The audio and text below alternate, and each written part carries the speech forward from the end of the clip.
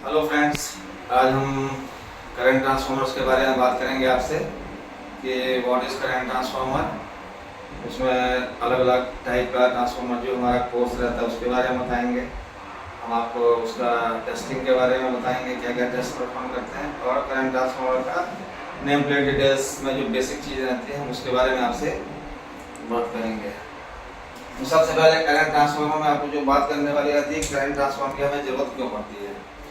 Current transformer की जरूरत हमें इसलिए पड़ती है क्योंकि हम जब सिस्टम वोल्टेज हमारा काफ़ी हाई रहता है, 765 है, 400 केवी है, 220 केवी है, 132, इसमें हमारे पास कोई डायरेक्ट मेजर नहीं है कि हम एसी करंट को कैसे मेजर करेंगे। तो हमारे पास एक ऐसी डिवाइस होनी चाहिए जो कि उस हाई वोल्टेज करंट को लो वोल्टेज करंट में कन्वर्ट कर दे और हम फिर उसको इजीली मेजर कर सकें। तो हमारे पास क्या रहता है, सीटी ऐसा डिवाइस है जो कि हम हाई वोल्टेज सिस्टम में लगाएंगे और हमारे उसको करंट को एक सेफ वोल्टेज में दे देंगे और हम वहाँ से अपने सिस्टम उसको कनेक्ट कर लेंगे। सीटी जो है दूसरा पर्पज़ क्या है कि हमारे पास दूसरा डायरेक्ट कोई एसी करंट मेजर करने का डायरेक्ट ऑप्शन नहीं है, तो भी हमको सीटी लगाना है। इवन 415 वोल्ट में अगर हमको करंट को मेजर करना है तो हमको सीटी को माउंट करना पड़ेगा और हमको तब जाके करंट वहाँ पे मिलेगा।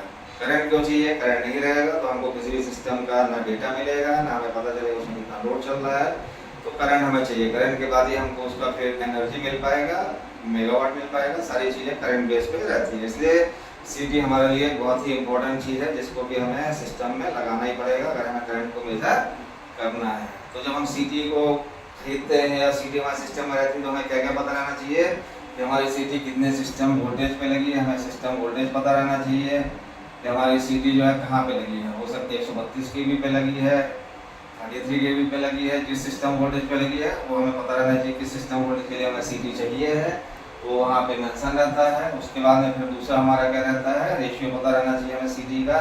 हमारा सीटी का रेशियो क्या है, 100/1 हो सकता है, 100/5 हो सकता है, मैक्सिमम का कोई लिमिट नहीं है। 25,000/1 भी सीटी का हो सकता है, 25,000/5 भी हो सकता है। तो सीटी का सिस्टम रिक्वायरमेंट, सिस्टम का क्या करंट का रिक्वायरमेंट है, उस हिसाब से सीटी का रेशियो आपको वहाँ पे मिल जाएगा। और अलग अलग क्लास का सीटी का आपको अलग अलग एक्यूरेसी मिलेगा कि सीटी का मीटरिंग क्लास का क्या एक्यूरेसी है, प्रोटेक्शन का क्लास का क्या है और डिफरेंशियल का क्लास का क्या है। ये सारी चीज़ें आपको नेम प्लेट में मिलेंगी।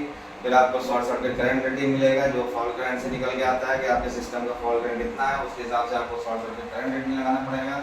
सीटी का एप्लीकेशन रहता है कि सीटी इंडोर टाइप है कि सीटी आउटडोर टाइप है, ये सब आपको वहाँ पे मिलेगा। ये हो गया आपका बेसिक चीज़। अब क्या करना है कि अब हम एक आपको बताते हैं कि सीटी का बेसिक कंस्ट्रक्शन डिज़ाइन कैसे होता है, सीटी होती कैसे है। तो सीटी का जब हम बात करेंगे तो सीटी एक हमारा नॉर्मल एक करंट इन होने का टर्मिनल रहता है जिसको हम P1 बोलते हैं। फिर उसका ये कनेक्टिविटी बस बार रहता है जिसमें हम बाकी कनेक्शन करेंगे। ये P2 हो गया, ये सीरीज में रहता है करंट इन और करंट आउट। ये सिस्टम में कहीं से इन हो रहा है करंट, यहाँ सिस्टम में कहीं पे जा रहा है।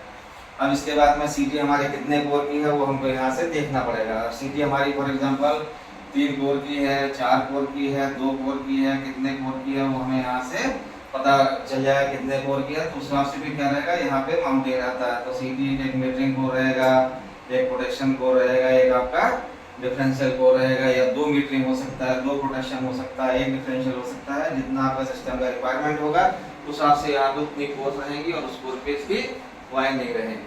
फिर आपका क्या रहेगा, अगर मान लीजिए सपोज फॉर एग्जांपल आपका सीटी 200/1 की है, टर्न्स रेशियो अगर हम सीटी की बात करते हैं 200/1 की सीटी है, तो क्या होगा हमारा जो है प्राइमरी में यहाँ पे कितना करंट फ्लो कर रहा है, 200 एम्पियर करंट फ्लो कर रहा है, यहाँ से ऐसे मान लेते हैं। और हमारा सेकेंडरी में कितना करंट आएगा, 1 एम्पियर आएगा। अगर यहाँ पे 200 एम्पियर करंट फ्लो कर रहा है, अगर हमारी सीटी 200/1 की है, ये कैसे आता है हमारा जो ट्रांसफार्मर का रेशियो होता है N1/N2 = I2/I1। इससे हमारा जो है ये ड्राइव होता है। ये बेसिक फार्मूला जो हम लोग ट्रांसफार्मर में भी यूज करते हैं। तो अभी हमारी अगर 200/1 की सीटी है तो क्या होगा, यहाँ पे जो है कोर में ऐसे 200 टर्न्स होंगे और यहाँ पे 2 आउटपुट यहाँ पे निकला होगा जिसको हम 1s1 और 1s2 नाम दे देंगे।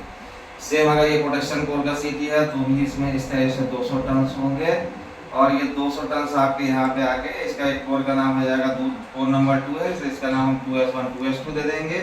और ये हमारी कोर 3 है तो इसमें हमारा जो है इस टाइप से 200 टर्न्स होंगे और इसका जो 2 टर्मिनल निकलेगा इसको हम लोग क्या नाम दे देंगे, 3s1 और 3:2। ये हो गया हमारा सीटी का बेसिक कंस्ट्रक्शन डिजाइन, इस टाइप से रहता है। अभी इसमें आप देखिएगा कि मीटरिंग कोर जो रहेगा उसका कोर जो है काफ़ी छोटा साइज में रहता है। उसके बाद प्रोटेक्शन कोर का रहता है, फिर उसके बाद डिफरेंशियल का अगर आप सीटी का कोर देखेंगे तो काफ़ी बड़ा साइज में रहता है। वो क्यों रहता है वो हम आपको बाद में फिर डिटेल में बताएंगे। तो ये आप बेसिक कंस्ट्रक्शन हो गया। अब इसमें फॉर एग्जांपल ये तो हो गया एक नॉर्मल सीटी। अब इसमें क्या होता है, कभी कभी जो है आपका मल्टी कोर सीटी भी रहता है। मल्टी कोर सीटी कैसे रहता है, आप मान लीजिए सपोज करिए 1S1S2, सपोज करिए कोई सीटी 200/1 की है, कोई सीटी 200/400/800/1 की सीटी है। ऐसे भी सीटी हो सकती है, मल्टी टैप सीटी हो सकती है। तो क्या होगा, जो ये वाइंडिंग है फॉर एग्जांपल प्राइमरी वाइंडिंग की अगर हम बात करेंगे तो प्राइमरी वाइंडिंग ये हो गई। सेकेंडरी वाइंडिंग जो हम करेंगे तो ऐसे कई वाइंडिंग रहेगी। इसमें मैक्सिमम यहाँ से हमारे जो यहाँ से और यहाँ से रहेगा, ये कितने टर्न्स रहेंगे, 800 टर्न रहेंगे। 800 टर्न्स यहाँ पे रहेंगे। अब इसमें क्या होगा, हम एक यहाँ से कोर निकाल लेंगे, एक बीच से ऐसे निकाल लेंगे और एक ऐसे निकाल लेंगे। इसका नाम देंगे 1S1, इसका नाम देंगे 1S2, इसका नाम देंगे 1S3, इसका नाम देंगे 1S4। अब सपोज करिए आपको 200/1 सीटी का कनेक्शन करना है, तो 200/1 अगर सीटी रेशियो का टर्न्स रेशियो चाहिए तो हम क्या करेंगे, 1S1 और 1S2 के बीच में से हम लोग यहाँ से आउटपुट ले लेंगे तो हमारा काम हो जाएगा। अगर हमको मान लीजिए 400/1 की सिस्टम में जरूरत है तो हम क्या करेंगे, 1S1 और 1S3 टर्मिनल को से हम 2 वायर लेके आउटपुट में ले जाएंगे।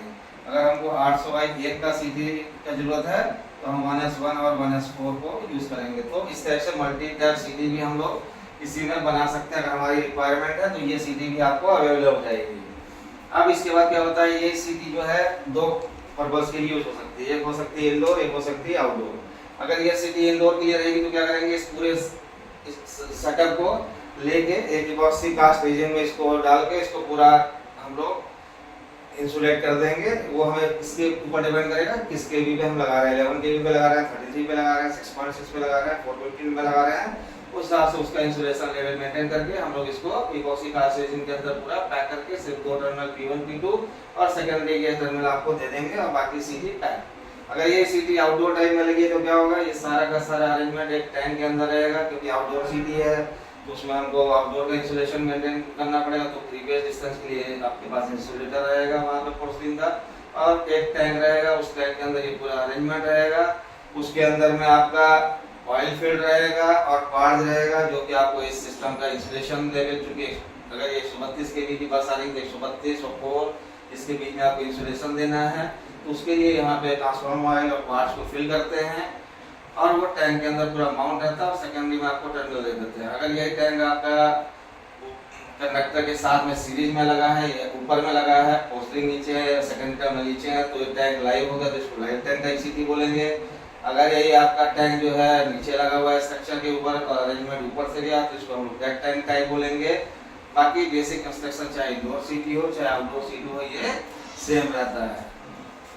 अब हम लोग, ये हो गया आपका बेसिक सीटी का कंस्ट्रक्शन। ये बहुत, इसमें कोई बहुत ज़्यादा चीज़ नहीं है। अब हम आते हैं जो अभी हम लोगों ने बात किया था कोर की बात। अभी हम लोग सीटी में जब बात करते हैं तो सीटी में नॉर्मली कितने कोर होते हैं, कोर बेसिक 3 होंगे। कोर अगर हम बात करते हैं कोर की, एक होगा जिसको हम बोलेंगे क्या, मीटरिंग। एक कोर 2 जो है वो जो हम लोग नॉर्मली यूज करते हैं वो क्या होता है, प्रोटेक्शन। और एक कोर जो सीटी का जो बेसिकली हम लोग बोलते हैं वो क्या होता है, डिफरेंशियल। अब इसमें क्या होता है आपका, ये तो 3 कोर के अगर हम सीटी लिए हैं और ये 3 यूज यही होगा, मीटरिंग में होगा या तो प्रोटेक्शन के लिए होगा या तो डिफरेंशियल प्रोटेक्शन के लिए होगा। अब अगर आपका मान लीजिए मीटरिंग का 2 कोर का जरूरत पड़ा तो आप यहाँ पे 2 कोर मीटरिंग ले सकते हैं, 2 कोर प्रोटेक्शन ले सकते हैं, 1 कोर डिफरेंशियल ले सकते हैं। उस केस में क्या होगा, ये सीटी आपकी 5 कोर की कहलाएगी। अभी हम लोग बेसिक डिजाइन मान के चल रहे हैं कि सीटी 3 कोर का है, जिसमें एक मीटरिंग कोर यूज किया है, एक प्रोटेक्शन किया है, एक डिफरेंशियल किया है। यूज यही 3 होते हैं। इसमें मीटरिंग की 2 हो सकती है, प्रोटेक्शन की 2 हो सकती है, डिफरेंशियल की 2 हो सकती है। आपको प्रोटेक्शन अलग अलग लेना है, प्रोटेक्शन की आप 3 कोर कर सकते हैं। ये आपका इंडिविजुअल चॉइस है कि आप सिस्टम में कैसे इसको लेते हैं। अब हम बात करते हैं मीटरिंग सीटी की। अगर हम मीटरिंग सीटी की बात करते हैं तो क्या होगा, मीटरिंग कोर जब देखेंगे तो मीटरिंग कोर में सबसे पहले क्या होता है, जैसा रेशियो है आपका वैसे रेशियो लिखा रहेगा। 200/1 है, 400/1 है, मल्टीपल कोर टैप सीटी है, जो भी है तो यहाँ पे आपका ऐसे लिखा रहेगा। तो सीटी रेशियो जो है आप में है वो मिलेगा। दूसरा चीज आपको इसमें क्या मिलेगा, दूसरा चीज इसमें आपको मिलेगा कि आपका इसका जो है एक्यूरेसी क्लास क्या है। तो सीटी की जब हम बात करते हैं तो एक्यूरेसी क्लास इसमें कहाँ से स्टार्ट होती है, 0.1 हो सकता है, 0.2 हो सकता है, 0.5 हो सकता है और 1 हो सकता है। नॉर्मली ये रहते हैं। और एक अभी जो दूसरा क्लास आता है वो कौन कौन सा आता है, 0.2s आता है, 0.5s आता है, एक ये भी क्लास आता है। तो इसका क्या मतलब होता है एक्यूरेसी क्लास का, 0.1, 0.2, 0.5, 1। मतलब अगर सीटी का प्राइमरी करंट 200 एम्पियर है, सेकेंडरी 1 एम्पियर है, तो अगर प्राइमरी में 200 एम्पियर करंट फ्लो करता है, सेकेंडरी में अगर 0.1 क्लास करेंगे तो 1 की बजाय उसमें 0.1 का एरर हो सकता है सेकेंडरी में। मतलब सेकेंडरी में करंट जो हमको मिलेगा 0.00999 मिलेगा या 1.001 मिल सकता है। इसमें 1.05 मिल सकता है या 0.95 मिल सकता है। तो इस पे ये सारी चीजें इस पे डिपेंड करेंगी कि आपका परसेंटेज आपने क्या लिया है। लेकिन अब आप बोलेंगे कि 0.2 और 0.5 है और 0.2s और 0.5s, इन दोनों में क्या अंतर है, इसमें भी एरर वही मिलेगा। 0.2s क्लास है तो इसमें भी आपका 0.2 का एरर मिलेगा, 0.5 है तो इसमें भी 0.5 का एरर मिलेगा।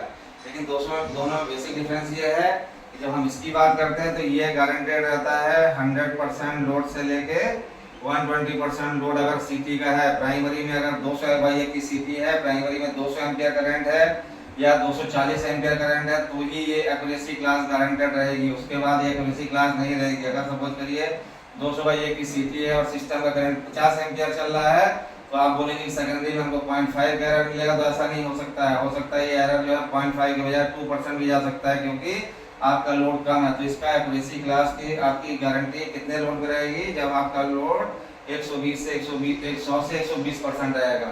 लेकिन जब हम 0.2 और 0.5s की बात करेंगे तो इसमें क्या रहेगा, गारंटी आपकी 20% लोड से लेके 120% लोड तक रहेगी। तो इसका सीटी का फायदा कब है, जब आपका सीटी मान लीजिए ऐसे एप्लीकेशन में लगा है जहाँ पे कम लोड भी चल सकता है, ज्यादा लोड भी चल सकता है और आपको एक्यूरेसी बहुत ज्यादा चाहिए, जहाँ पे आपका टैरिफ बहुत ज्यादा इफेक्ट करता है, तो उस केस में क्या करना है, आपको 0.2s पे जाना है।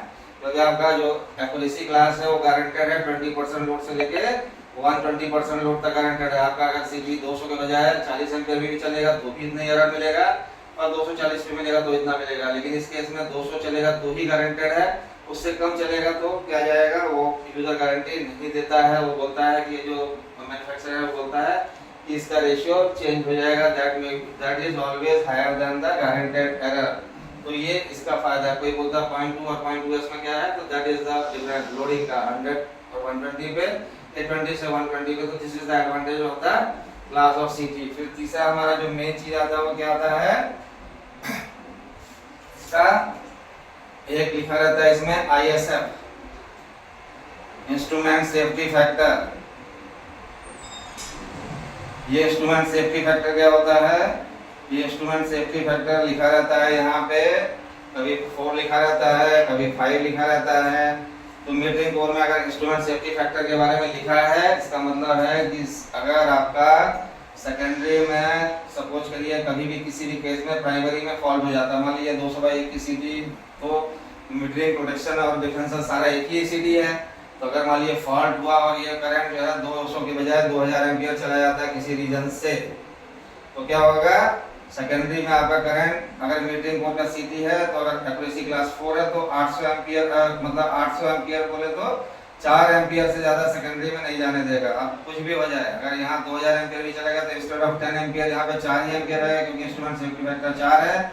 4 के बाद सीटी सैचुरेट हो जाएगी और 4 के बाद और सीटी का सैचुरेट होने के बाद सिर्फ आउटपुट में 4 एम्पियर करंट ही देगी। इसका फायदा क्या है, क्योंकि चूंकि हमारा सेकेंडरी में डिजिटल मीटर लगा रहता है, डिजिटल एनर्जी मीटर लगे रहते हैं, कुछ इंस्ट्रूमेंट्स रहता है, DCS में जाता है, ट्रांसड्यूसर लगे रहते हैं, तो उनकी सेफ्टी के लिए हम लोग क्या करते हैं, एक इस कोड को ISF हम लेते हैं 4 या 5 ले लिया कि अगर हमारा सेकेंड प्राइमरी में करंट 20 टाइम्स भी जाता है, इससे हमारा सेकेंडरी में करंट 4 टाइम्स से ज्यादा ना जाए।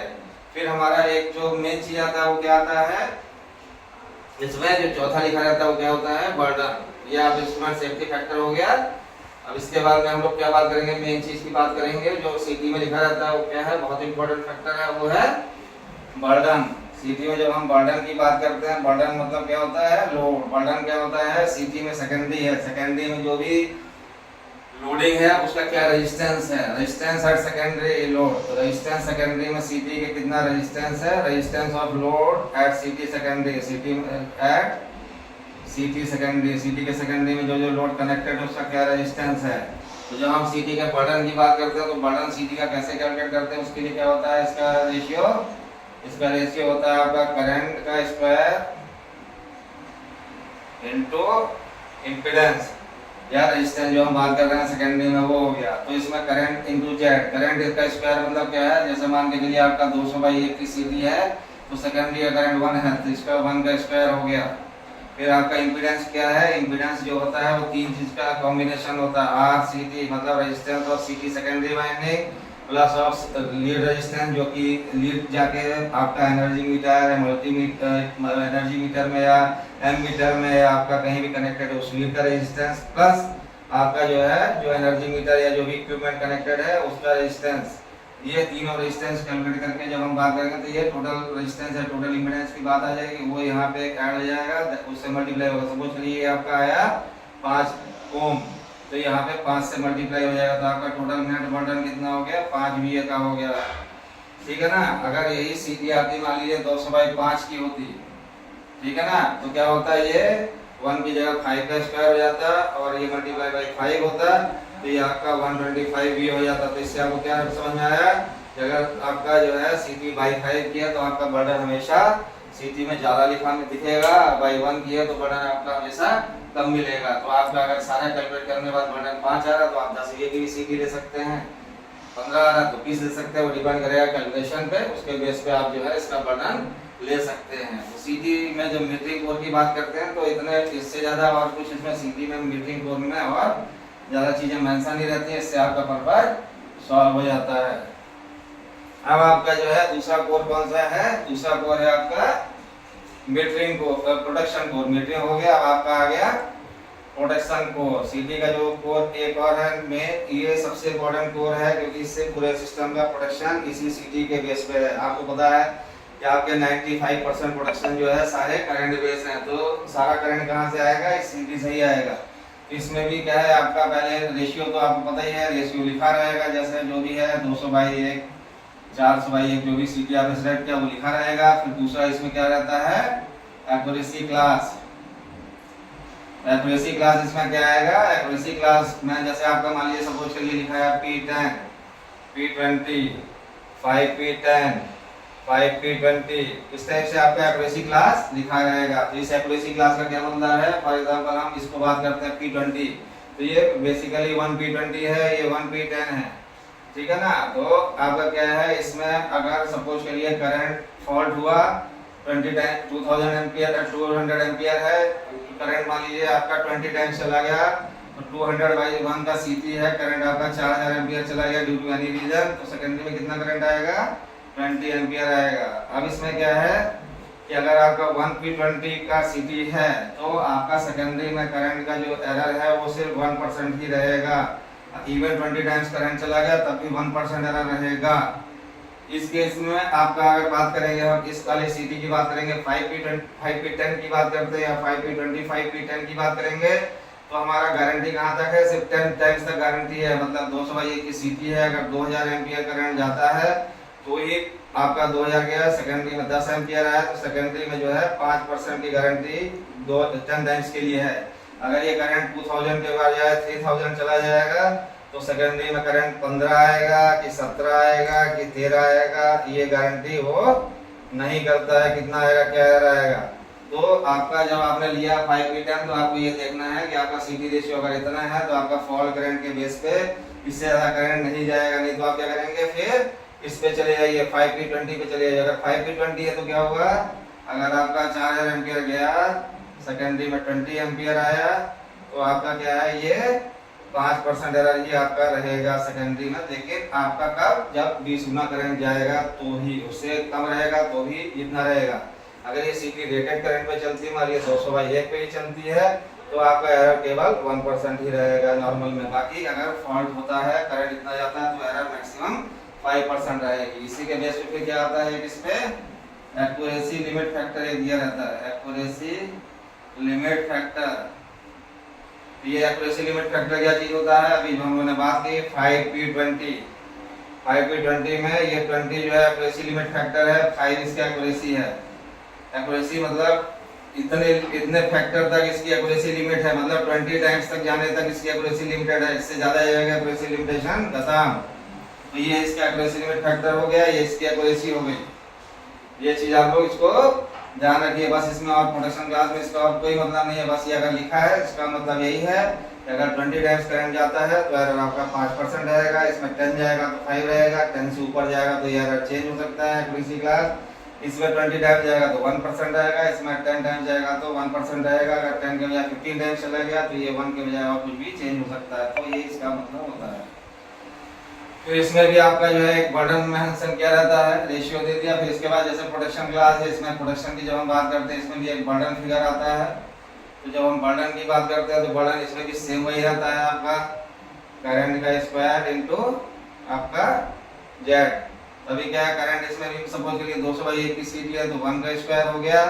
इसमें भी आपका वही हो गया आरसीटी प्लस लीड का रेजिस्टेंस प्लस आपका जो भी रिले वगैरह लगे हैं, सारे चीज लगे हैं उनका इंपीडेंस। तो अगर सपोज करिए 1 का स्क्वायर 1, ये सारा मिला के मान लीजिए वही सेम 5 ओम आया तो आपका जो है बर्डन इसका 5 हो जाएगा। अगर इसमें और इंस्ट्रूमेंट्स लगे हैं, रिले मान लीजिए 20 रिले लगे हैं, 15 रिले लगे हैं इसी में, तो ये 5 के बजाय 15 हो सकता है, तो ये 15 भी हो जाएगा। तो नॉर्मली प्रोटेक्शन ग्लास का VA जो है मीटरिंग कोड से इसीलिए काफी ज्यादा रहता है क्योंकि उसमें ज्यादा इक्विपमेंट कनेक्ट रहते हैं। फिर सीटी से जो रिलेज हैं अलग अलग जा जाते हैं, उसका ये लीड रेजिस्टेंस चेंज हो जाता है। और सीटी का जो है आपका सेकेंडरी तो ऑलमोस्ट सेम है, इसलिए ये जो है सेकेंडरी वाइंडिंग का रेजिस्टेंस जो है वो सेम ही रहेगा। ये दोनों फिगर चेंज हो जाएंगे, इसमें ओवरऑल पैटर्न चेंज हो जाएगा आपका। तो एक्यूरेसी क्लास में यही 3 फैक्टर रहते हैं, ये आपको ध्यान रखना है। और इसके बाद जब आपका आता है क्या आता है, डिफरेंशियल कोर्सिटी।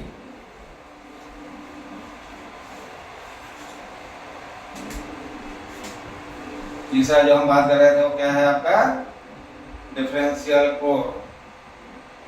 इसका एक्यूरेसी क्लास जब आप देखेंगे तो क्या लिखा रहता है, PS। PS का मतलब क्या होता है, स्पेशल प्रोटेक्शन।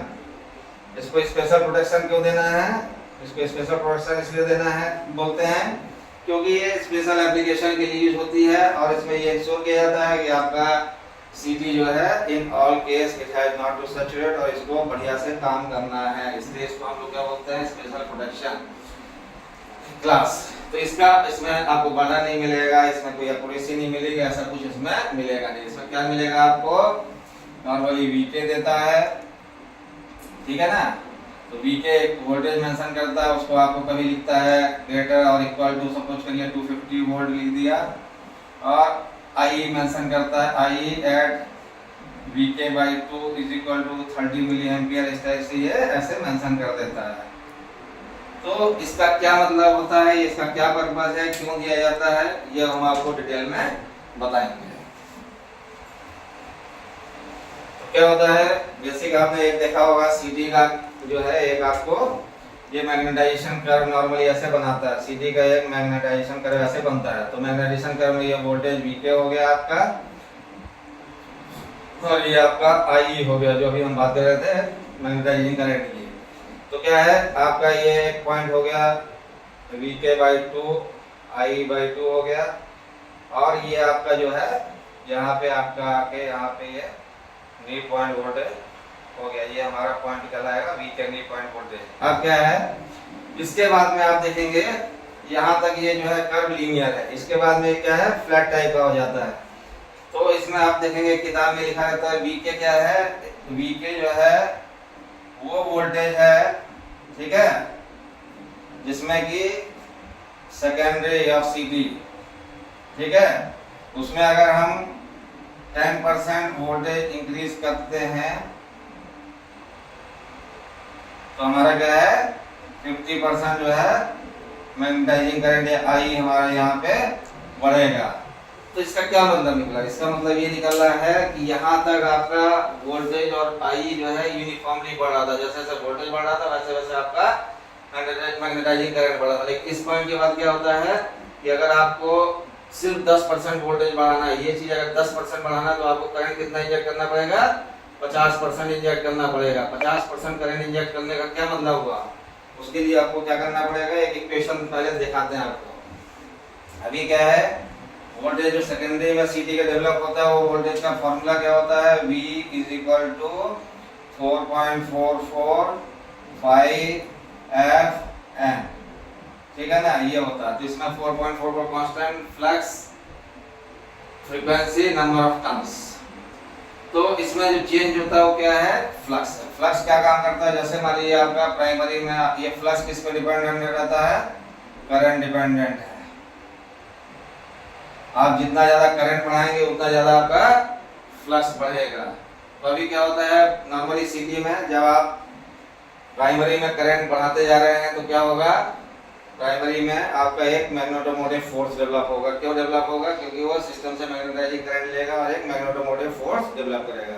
जब वो मैग्नेटोमोटिव फोर्स जनरेट होगा, फिर वो क्या करेगा, कोर है आपका, मैग्नेटाइजिंग कोर है आपका, सीआरटीओ का मटेरियल का बना हुआ कोर है, तो उस कोर से जो है एमएमएफ लिंक करेगा। जैसे एमएमएफ से लिंक करेगा तो एमएमएफ कोर से लिंक करेगा तो क्या होगा, Faraday law of electromagnetic induction के हिसाब से वहां पे फ्लक्स डेवलप होगा। तो ये फ्लक्स जो है, ये फाई जो है वहां पे डेवलप होगा और वो क्या करेगा, सेकेंडरी वाइंडिंग में वोल्टेज को जनरेट करेगा। तो वो जनरेट करेगा तो क्या करेगा, कब तक जनरेट करेगा, जैसे मान लीजिए आपका ये फ्लक्स एक कांस्टेंट है, एक सर्टेन पॉइंट आएगा, आप मान लीजिए करंट बढ़ाते जाइए तो ये क्या होगा, फ्लक्स बढ़ता जाएगा। फ्लक्स बढ़ता जाएगा तो क्या होगा, सेकेंडरी वोल्टेज आपका बढ़ता जाएगा। सेकेंडरी वोल्टेज बढ़ेगा। सेकेंडरी वोल्टेज क्यों बढ़ रहा है, क्योंकि आपका जो बर्डन है, बर्डन में आपने क्या देखा था, करंट का स्क्वायर इनटू इम्पीडेंस। इम्पीडेंस तो फिक्स है, लेकिन आपने अभी क्या किया, आई बढ़ाते जा रहे हैं, करंट बढ़ाते जा रहे हैं, बर्डन बढ़ाते जा रहे हैं, तो क्या होगा, इम्पीडेंस है। तो सेकेंडरी में आपका जो सीटी का सेकेंडरी है, यहाँ पे क्या होगा, वोल्टेज ड्रॉप बढ़ता जाएगा।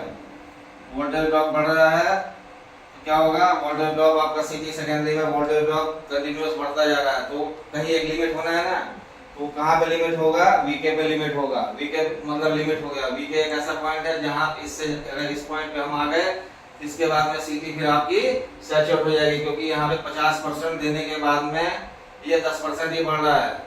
तो आपको एक ऐसा पॉइंट चाहिए जहाँ पे ये रुक जाए। तो किस पॉइंट पे रुकेगा, वीके यहाँ पे रुक जाएगा। मतलब आपका जो सेकेंडरी में बर्डन के चलते जो सेकेंडरी के टर्मिनल में वोल्टेज ड्रॉप हो रहा है, उस वोल्टेज ड्रॉप से ज्यादा आपको इसको चाहिए नहीं होगा। तो क्या होगा, ये वोल्टेज ड्रॉप यहाँ पे कंटिन्यू बढ़ता रहेगा, ये आपका फ्लक्स बढ़ता जाएगा और क्या होगा, सीटी यहाँ पे सैचुरेट हो जाएगा, कोर सैचुरेट हो जाएगा। सैचुरेट होने के बाद में फिर आपका सारा पर्पस फेल। तो आपको जो वीके लेते हैं वो वीके कितना लेना है, वीके को उतना लेना है जितना कि आपका ये करंट जाता है। उस करंट के बाद में आपका फ्लक्स जो ये होने के बाद सेकेंडरी में बर्डन के चलते जो वोल्टेज ड्रॉप हो रहा है, उस वोल्टेज ड्रॉप से आपका वीके ज्यादा होना ही होना है। अगर नहीं रहेगा तो आपका सीटी का कोर सैचुरेट हो जाएगा। अब वीके कैसे कैलकुलेट करते हैं उसको देखिए, आपको खुद क्लियर हो जाएगा कि वीके में हम लोग सारा चीज इसीलिए कंसीडर कर लेते हैं ताकि ये वाली प्रॉब्लम ना आए। तो वीके के लिए हम लोग क्या करते हैं, पहले हमको एक स्टेबलाइजिंग वोल्टेज चाहिए। वी स्टेबलाइजिंग की बात करते हैं। स्टेबलाइजिंग वोल्टेज क्या होता है हमारा, I fault maximum divided by CT ratio multiply by वही सेम बर्डन वाला जो हम लोगों ने किया था, RCT plus RL plus R जो आपका रिलेज लगे आ रहा, ये ऑलरेडी ये फॉर्मूला है। अभी मान लीजिए फॉर एग्जांपल किसी सिस्टम का फॉल्ट करंट 30 एम्पियर है, तो आपका 30 आपका ये हो गया आई फॉल्ट मैक्सिमम। सीटी रेशियो मान लीजिए अभी फॉर एग्जांपल किसी सिस्टम का 120 150 इजी के लिए हम लोग 150/1 ले लेते हैं, 150/1 की सीटी लगी है, तो हमारा क्या होगा, यहाँ पे सीटी रेशियो 150 हो जाएगा। और इसके बाद में अगर मान लीजिए ये जो है सारा मिला के आपका 4 ओम आया था, तो 4 ओम आ गया, तो आपका क्या होगा, ये करेंगे तो आपका 150 से काटेंगे तो 200 आ गया, और ये 4 तो आपका कितना हो गया, 800 ओम हो गया, 800 वोल्ट हो गया, सॉरी 800 वोल्ट हो गया आपका स्टेबलाइजिंग वोल्टेज। तो हमारा जो वीके होता है कितना होता है, 2 टाइम्स ऑफ स्टेबलाइजिंग वोल्टेज। तो हमको कितना नी पॉइंट वोल्टेज की जरूरत पड़ेगी कि 2 × 800। तो हमारा नी पॉइंट वोल्टेज 1600 वोल्ट होना चाहिए। अगर हमारा नी पॉइंट वोल्टेज 1600 है तो उस केस में प्राइमरी में कितना भी करंट जाए, आपका सीटी में जो है सीटी उस केस में सैचुरेट नहीं होगी। क्यों, क्योंकि हमने ऑलरेडी यहाँ पे फॉल्ट करंट को कंसीडर कर लिया है। हमको पता है कि हमारे सिस्टम का फॉल्ट करंट मैक्सिमम कितना जाएगा।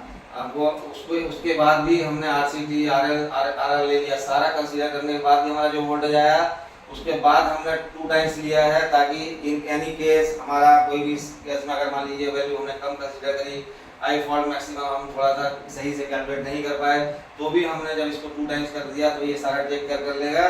तो जो सेकेंडरी वाला वोल्टेज में जो वोल्टेज ड्रॉप हो रहा है उससे ज़्यादा हमारा ये नी पॉइंट वोल्टेज रहेगा, तो इन एनी केस हमारा सीटी का कोर जो है वो सैचुरेट नहीं होगा। तो that is the main importance of knee point voltage कि हमको किसी भी केस में सीटी के सेकेंडरी सीटी के कोर को सैचुरेट नहीं होने देना है, ताकि हमारा सीटी जो है वो किसी भी केस में जितना हमको पता है कि फॉल्ट करंट हमारे सिस्टम में मैक्सिमम कितना जा सकता है, उस फॉल्ट करंट तक अगर हमारा फॉल्ट जाता है तो हमारा सीटी जो है जो डिजायर्ड आउटपुट है वो आउटपुट बिना किसी एरर के वहां पे दे दे।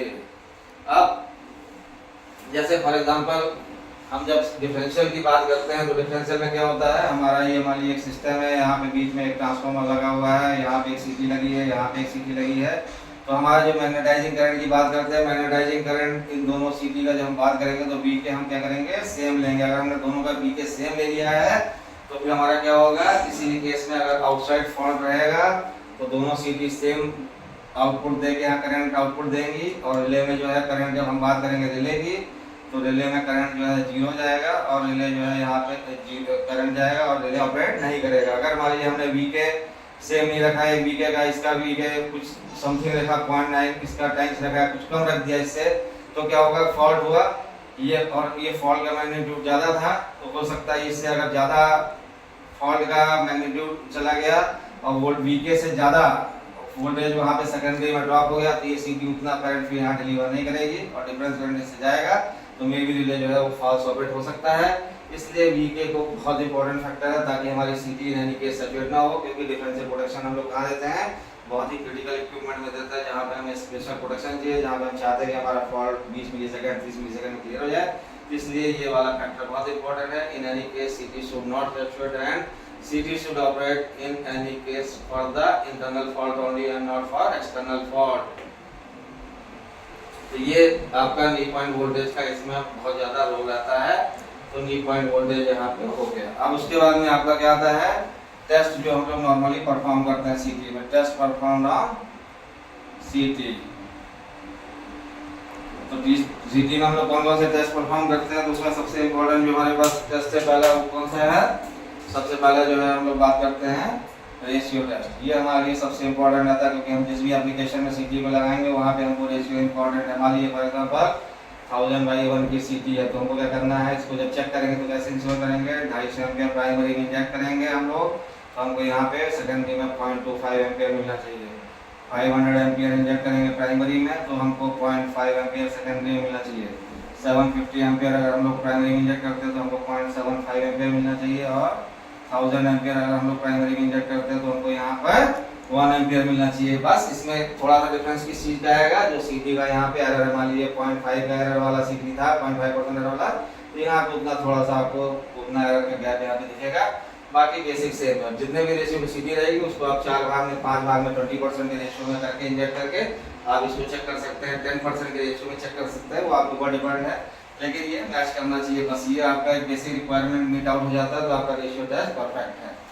फिर आपका दूसरा जो है सबसे इम्पोर्टेंट टेस्ट कौन सा है, इसका पहला हो गया रेशियो, दूसरा आपका आता है पोलैरिटी टेस्ट। ये सीटी के लिए सबसे इम्पोर्टेंट है क्योंकि हम लोग सीटी जो है वो 3 फेज में लगाते हैं नॉर्मली, तो सीटी जब 3 फेज में लगता है तो पोलैरिटी बहुत इंपॉर्टेंट है। इसमें हम लोग क्या करते हैं, जैसे ये मान लीजिए आपका प्राइमरी है, P1 हो गया, P2 हो गया, ये आपका सेकेंडरी हो गया, सेकेंडरी का ये आपका मान लीजिए 3 वोल्ट की सीटी है, 1S1 1S2 2S1 2S2 3S1 3S2, ऐसे ये मान लीजिए 8 फेज का सीटी हो गया, ऐसे आपका वाई फेज का भी रहेगा, ऐसे सीटी P1 P2 3 4 5 इसमें भी रहेंगे, ऐसे रहेगा 1S1 1S2 इसमें भी नाम रहेगा, ठीक है ना, 2S1 2S2 3S1 3S2, ऐसे आपका ये बी फेज का भी 3 सीटी आपका P1 P2, और ये सेकेंडरी में आपका जो है 3 सीटी आपका ऐसे 1S1 1S2 2S1 2S2 3S1 3S2 आपका ये सारा सीटी रहेगा। अभी क्या है, अगर मान लीजिए आपने प्राइमरी में करंट यहाँ से इन हो रहा है और यहाँ से आउट हो रहा है, और यहाँ पे क्या होगा आपका 1S1 1S2 जो है पोलैरिटी पॉजिटिव पोलैरिटी मिलेगी। अभी आपको फॉर एग्जांपल चेक करना है तो क्या करेंगे, यहाँ पे आपको 9 वोल्ट का डीसी सोर्स है, आप यहाँ से वोल्टेज प्राइमरी में इंजेक्ट करिए। सेकेंडरी में आपको 1S1 1S2 जिसमें भी आपको चेक करना है, यहाँ पे आप एक पॉजिटिव निगेटिव वाला आप जो है मीटर लगा दीजिए। अगर डिफ्लेक्शन पॉजिटिव साइड आ रहा है तो मतलब आपकी पोलरिटी ओके है। अगर ये आपका जो है निगेटिव साइड आ रहा है मतलब ये माइनस है प्लस है, अगर प्लस साइड आ रहा है तो पोलरिटी ओके है और नहीं तो ये नॉट ओके है अगर निगेटिव साइड आ रहा है। तो ये एक बेसिक है चेक करने का।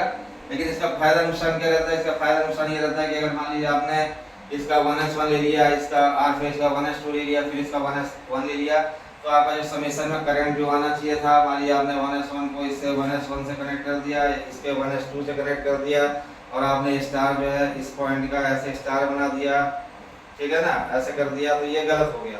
तो आपको क्या ध्यान रखना है? आपको हमेशा ये ध्यान रखना है कि जो भी आपको आउटपुट लेना, सपोज करिए इससे आप एक एनर्जी मीटर मिलेगा, इससे एक एनर्जी मीटर मिलेगा या एक एमीटर मिलेगा, तो आपको सारे जो है शॉर्ट जो करने हैं वो केवल 1S2 शॉर्ट करना है। यहाँ से आप आउटपुट जो ले जा रहे हैं वो 1S1 से ही सारे आउटपुट जाने चाहिए।